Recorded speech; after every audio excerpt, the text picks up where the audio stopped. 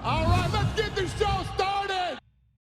In today's news, the BKFC's president announces a massive $25 million tournament. Armed with that Conor McGregor money, the BKFC is making moves. President David Feldman is thinking big. As a guest on SiriusXM's Fight Nation with Ellen Joban and Dean Thomas on Tuesday, Feldman revealed that in 3 weeks, he will announce a $25 million tournament that is open to combat sports athletes from all organizations across the world. The tournament looks to be pure, raw, bare-knuckle boxing, and with a prize pool that large, it's likely to lure in fighters from boxing, karate combat, Muay Thai, Rizin, the Professional Fighters League, and more. Of course, this will depend on whether these fighters are able to secure exemptions from their existing contracts with their current promotions. What do you think are the chances of the UFC granting any of their top contracted fighters the opportunity to compete in this tourney? Yeah, I'm about 3 weeks out from announcing this, but I'm going to announce the biggest tournament in combat sports history with the largest prize that's ever been on a tournament in combat sports history. It's going to be, I'll just give you a little hint, it's going to be a $25 million prize. And we're being searched for someone really special, and we're going to drop that. I'm coming out of retirement. $25 million. Yeah, we're going to drop that announcement in 3 weeks, and I think it's going to capture everybody's attention in all of combat sports. So what we're going to do is, I can't say too much about it, but we're going to do tryouts like we do, and even more. I think we're going to grab like 1,000 people. We're going to narrow it down to 24, and then we're going to get rid of 16, and we're going to have eight that is left standing, and that's going to be the guys that are going to fight for the real money. Now, everybody else is going to get paid along the way, but they're going to fight for the real prize. What? Anybody from all over the world, anybody from any organization, from any combat sport, anybody is welcome to do this.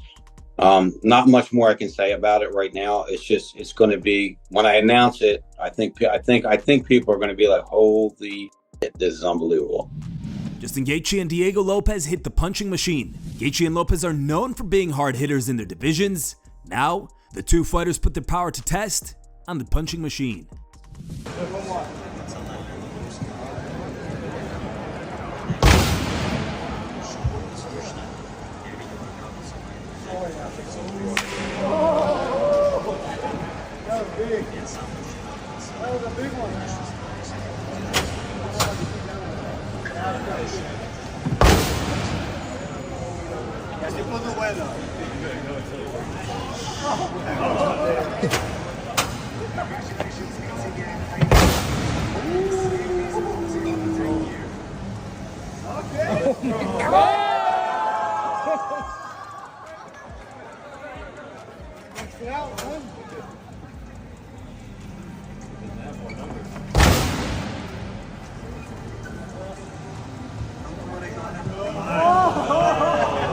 Vicente Luque reacts to the Nick Diaz fight cancellation.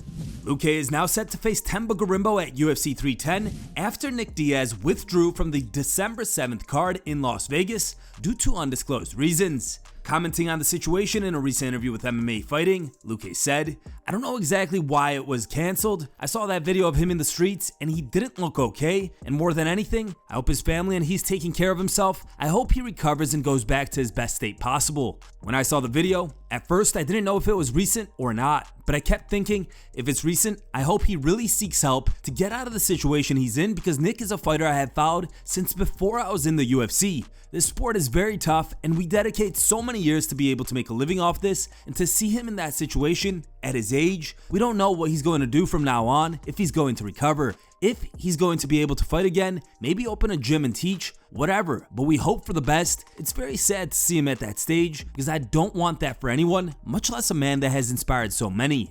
If I see he's not doing well, especially in a case like Nick Diaz's, I just wish him the best. If he had made it to the fight, we would have fought, and I would do what I'm supposed to do there. But it's clear that's why it was canceled. He is not in the condition to fight, and I hope he recovers. Garry is rooting for Joaquin Buckley to beat Colby Covington. Covington will be facing Buckley in December, and Garry, who's been calling for a fight against Covington for a few months now, has shared his take on the newly announced matchup. In a video posted to his social media, Garry let loose on Colby, backing Buckley to take him out. Give me that. This just shows that this ducking me. He's been ducking me for 7-8 months. I signed for the baddest man in the division, and this guy comes out of the shadows. He's a bitch. and one day I'll get my hands on him. Joaquin Buckley, I'm behind you 100% of the way. Go out and put that man asleep. Please and thank you. Do it for me, because he's not able to do it against me. Michael Chandler reveals he's been going through the worst pain of his life following UFC 309's battle. Almost a week removed from his rematch against Charles Oliveira at UFC 309, Mike Chandler has admitted that he is in the worst pain he has ever been in. Speaking on the Bussin' with the Boys podcast, Chandler said that after the fight he's peed blood while his entire body is inflamed and swollen. Check the full talk on the Bussin' with the Boys YouTube channel, links below. Good. I had a phenomenal training camp. We went to war. We did our thing. Body, the most pain I've ever been in my entire life. Like the most injuries I've ever had in a fight, for sure. Yeah. Peed blood, inflammation all over. My whole body's swollen. I feel like, my legs. Blood. Yeah. Was it like a dense color of blood, or was it like a light pink? The first one was very light, which was in my drug test. 'Cause New York drug tested me before the fight and then after the fight. Just in case. Test positive. Yeah.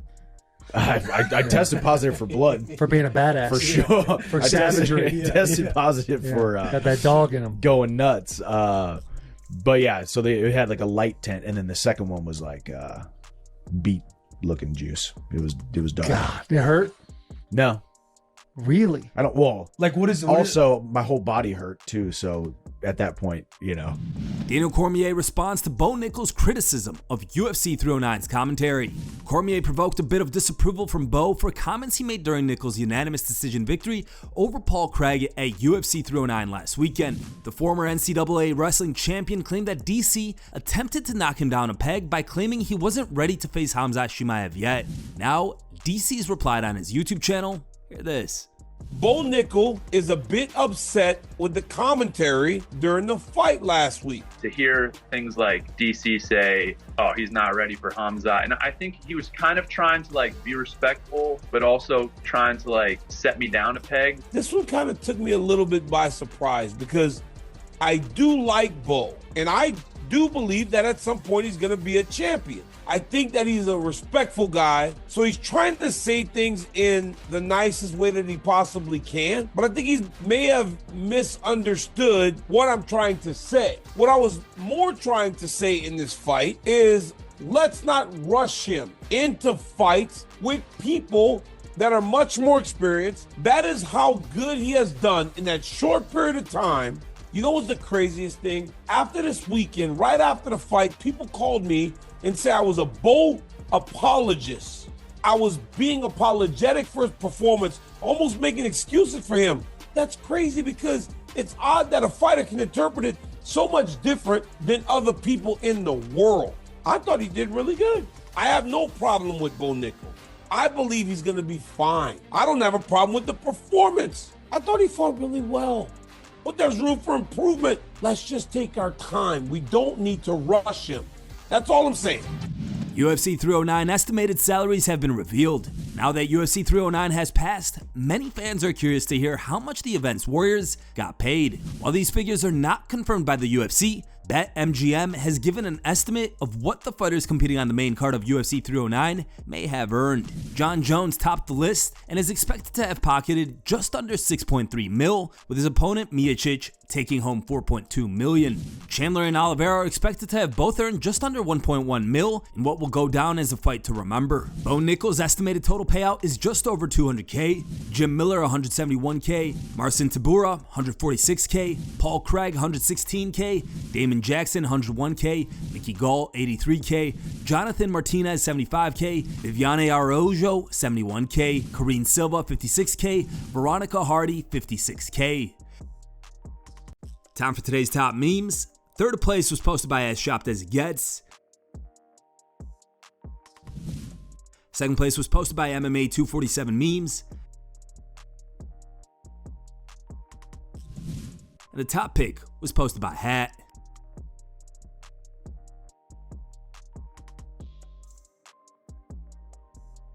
Thanks for watching. If you like the content, smash that like button and don't forget to subscribe to stay in the talk.